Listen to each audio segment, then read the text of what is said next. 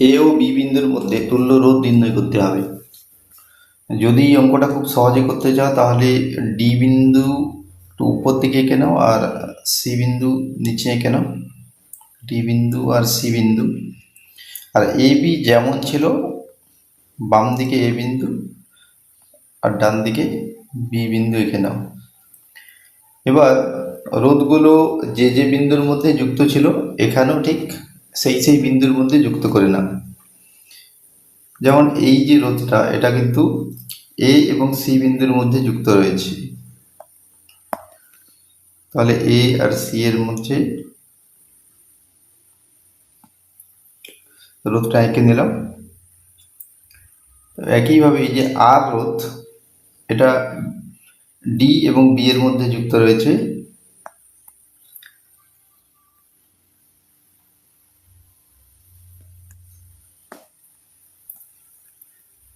এই নিচের আর রোধ এটা সি এবং বি এর মধ্যে যুক্ত রয়েছে।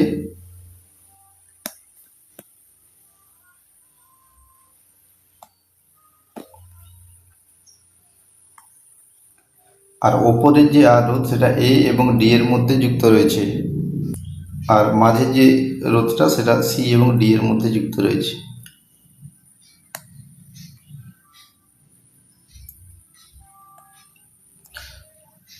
তাহলে এটা একটা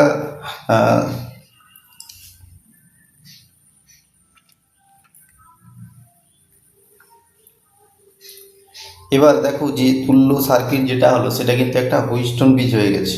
এর পি বাই কিউর মান পি বাই কিউ সমান আর বাই আর, অর্থাৎ এক হচ্ছে।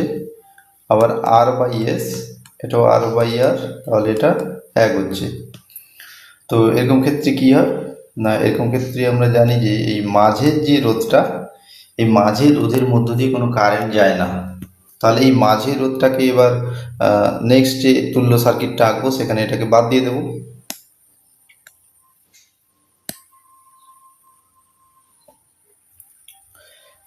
তাহলে এটা হয়ে গেল তুল্য সার্কিট।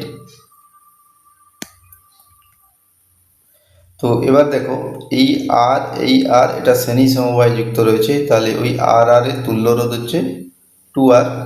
তাহলে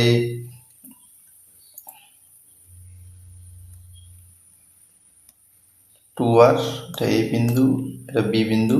একই রকম নিচের দুটো আর এটাও শ্রেণী সমবায় রয়েছে, তাহলে তুল্য রোধ 2R। 2R সমান্তরালে আর,